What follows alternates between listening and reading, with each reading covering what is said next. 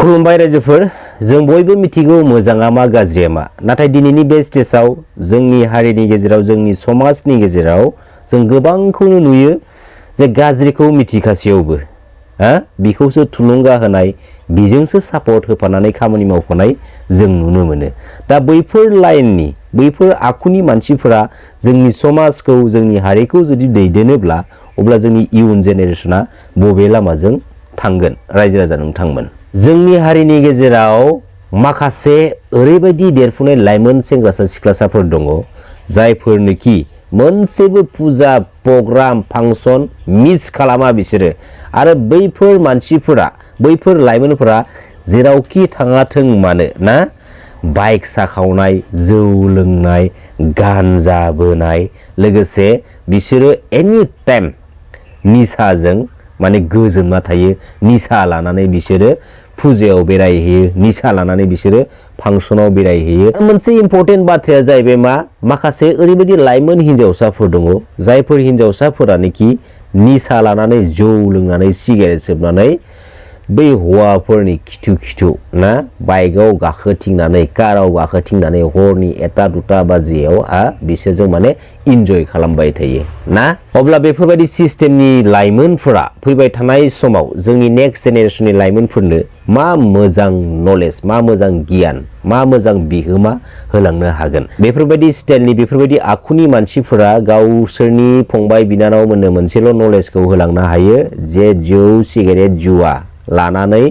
फुजायाव फांसनाव हरनि 2-3 इन्जय खालाम। नंगौना ना रायजो राजा नोंथांमोन? मोजां जुदि नोजोर होनानै नायोब्ला मोनफ्रोमबो फांसनाव मोनफ्रोमबो फुजानि लास्ट स्टेजाव माने हरनि 1-2-3 समालागे जोंनि बै देरफुनाय लाइमोन सेंग्रासा सिख्लासाफोरखौसो जों नुनो मोनो आरो जाय समाव जों बिसोरखौ नुयो माने बिसोरो अलरेडि माने फ्लाट माने निसा नांजोबखानायखा। अब्ला जों बिसोरखौ नुनानैसो जों माने लासिंसिं जानानै साइड लानानै जोङो फैनांगौ बाध्य जानानै फैयो आरो बेनिनि गेजेराव गोबां रोखोमनि बायदिसिना दावराव भाइरेल जानाय माबा जानाय बेफोरबायदि जोङो अखानायब्लानो जों खोनाबाय थानोबो जों नुनो मोनो। दा बेफोरो जोबोद लासिंसिं बाथ्रा। दा बे स्टेजखौ बेफोरबायदि हुदाखौ जोङो बुजायनानै बिसोरखौ जोङो दबथायनोबो हाया आरो बे लामाजोंनो थाङै थाङै जेब्ला समाव बिसोरो एक्सिडेन्ट जागोन एक्सिडेन्ट जानायनि गेजेरजों जायहा बुजिनानै मोनदांनो हादों बियो बे लामानिफ्राय बासायबाय आरो एक्सिडेन्ट जाखांनायनि उनावहायबो जाय बुजिनानै लानो हायाखै बियो बे लामायावनो गोजोननानै थांखानांसिगोन। बि गैखाला बियो फिउस। गोबां खोनायो नाथाय प्रेक्टिकेलि मेगनजों नुफेराखै आरो खोनानाय बाथ्राखौबो जोङो नङाबो बुंनो हाया। माखासे बे सेक्टरनि लाइनाव आन्डार 18 इयार्स 18 बोसोरनि सिङाव थानाय माखासे ओरैबायदि बर' हिन्जावसाफोर दङनो जायफोरनोखि गावनि देहाखौ एसे एनै रांजों फानहैयो जाहैबाय। बहाबा हटेलाव बहाबा रिजर्टआव थांनानै बिसोरो गावनि देहाखौ जायखिजाया मानसिजोंनो माने फाननानै इन्जय खालामना फैयो। दा बैफोरबायदि मानसिफोरखौ सोर थुलुंगा होदों आरो बे लामासिम सोर लाबोदों? निस्सय जोंनि हारिनिनो सोरबा बर' सुबुंनि आखाइ दङ। दा जायफोर बै बर' सुबुंफोरा बे देरफुनाय हिन्जावसा लाइमोन गथ'फोरखौ बे लामासिम लाबोदों बेहा एसेबो साननाय गैया नामा? एसे एनै रांनि थाखाय दिनैनि बे स्टेजआव गावनि बिब' बिनानावखौ बे लामासिम लाबोनाया बेनिसो बांसिन गोरोन्थि ना। आरो दिनैनि स्टेजआव ओरैबायदिबो खोनायो माखासे ओरैबायदि हिन्जावसा गथ'फोरखौ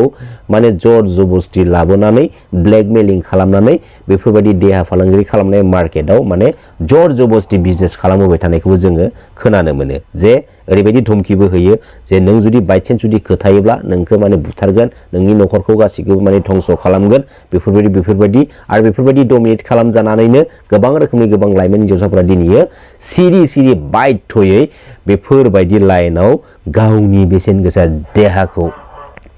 ऐलाम खालामनानै लानांगौ बाध्य जाबाय दङ। दा बे बिथिंनि बेलायाव जोंनि हारिनि जेसेबांखिनि सान्थौगिरि सुबुंफोर दङ जों एक्सुअलि मोजां नोजोर होनांगौनि सम दायो। नङाब्ला फैबाय थानाय समाव ना सासे गाज्रि मानसिया गावजों लोगोसे जेब्लायबो सापर्टनि थाखाय बै मानसिखौबो गाज्रि खालामनो नाजाबाय थायो। जायखिजाया बिथिंनि लामाजों बियो गावजों लोगोसे गावबायदि केरेक्टारनि खालामनो नाजाबाय थायो। बेखायनो जोङो जायखौ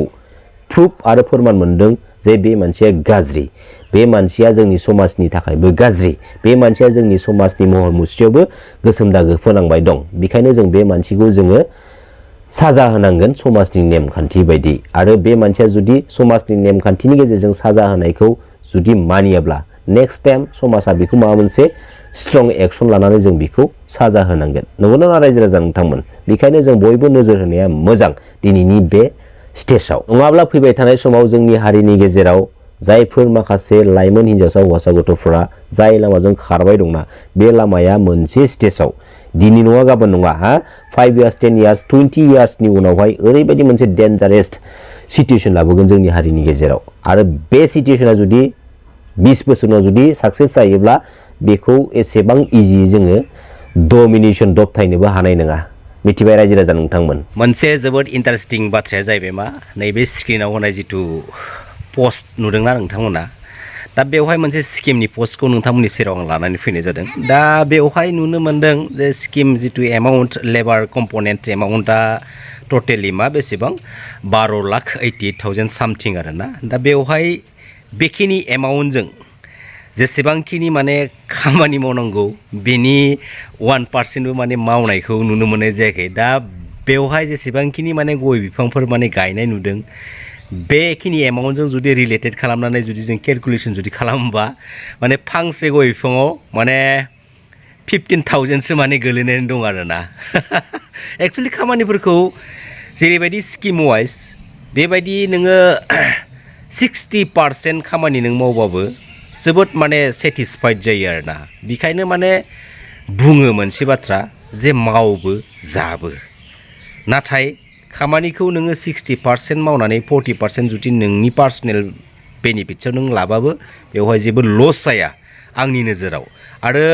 बेफोरबायदि जेसेबांखिनि स्किमफोर दङ बयहाबोथ' गावनि पकेटनिफ्राय उल्था जानानै मालाबाबो मावखाया बयबो थाइसे थाइनै रां खामायनो थाखायसो बयबो मावो बा थाइसे थाइनै मोननो थाखायसो खामानिखौ लानानै फैनानै मावफैनाय जायो जोंनि माखासे एरियानि डेभेलपमेन्टनि थाखाय दा बेफोरबायदिनो गोबां रोखोमनि गोबां माने भिडिअसफोर पस्टफोर नुयो जों गोबां बायदिसिना एरियानिफ्राय दा माखासे ओरैबायदि एरियाफोर दङ जायफोर एरियाफोराव बेफोरबायदिनो माने खामानिखौ जेरैबायदि मावनांगौ बेफोरबायदि माने मावैखौ जों नुनो मोनो आरोना एकेबारे थार्ड क्लास लेभेलनि माखासे खामानि मावनायखौ जों नुनो मोनो दा एक्चुअलि बेफोर जोबोद लाजिथावना बाथ्रा आरो बेफोरबायदि जायफोर मानसिफोरा पार्टि लेभेलजों लोब्बा थानानै बेफोरबायदि स्किमखौ सेंसन खालामनानै लाना फैयो गावबागाव एरियानि डेभेलपमेन्टनि थाखाय एक्चुअलि माखासे खामानिफोरखौ डिसिप्लिनलि मावनानै कमप्लिट खालामनांगौ ना होमबा आरो बेफोरबायदि मानसिया फैबाय थानाय समाव जुदि बेफोरबायदि सुजुग आरो सुबिदाखौ मोनबाय थायोब्ला सेस जालांजोबो माथो जोंनि माखासे एरियाफोरालाय ना 100%आव जुदि नोङो 95%खौनो जुदि जायोब्ला बिनि 5%आव जुदि खामानि जायोबा मा डेभेलप जागोन जोंनि एरियायाव जोबोद लासिंसिं बाथ्रा आरो बे बिथिंनि सायावबो जोंनि गासै रायजो राजाफ्रा एसे नोजोर होनाया इम्परटेन्ट दिनैनि स्टेजाव दै